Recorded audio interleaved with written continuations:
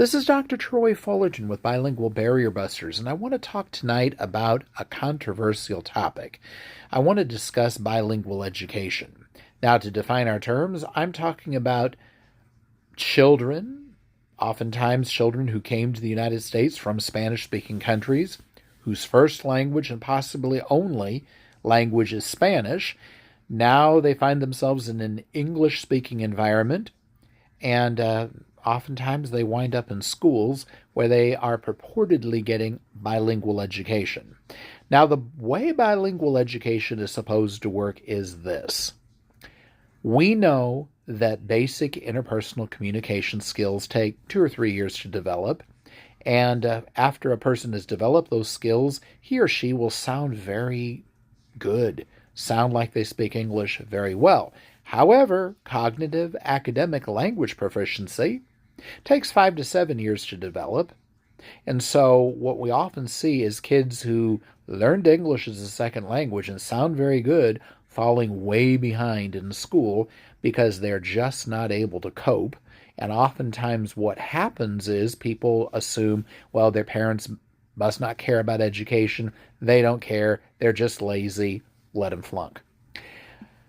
Somebody recognized that's very unfair because what's going on is they may sound good in English, but they do not have the language capital necessary to be able to be successful in reading school textbooks, writing papers, even understanding professors when we get into more abstract concepts or having discussions about things that go beyond what would be discussed in the neighborhood, the home, the church, that kind of thing.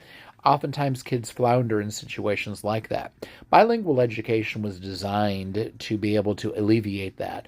Children, as they acquired English, would be kept up to grade level in their core content areas in Spanish, and then there would be a trade-off. They would ideally wind up speaking both Spanish and English to an academic degree, to a high degree. What unfortunately has happened in a lot of places is the programs are supposed to be bilingual education, but they are run in a shoddy, sloppy manner that falls way short of that ideal. I just recently talked to somebody who moved to the United States from El Salvador. This was in another state. As a child, he was put in a school. He said everybody spoke Spanish there. Well, everybody spoke Spanish and education was delivered in Spanish, but he was supposed to be learning English at the same time. So the answer is it depends on how well it's being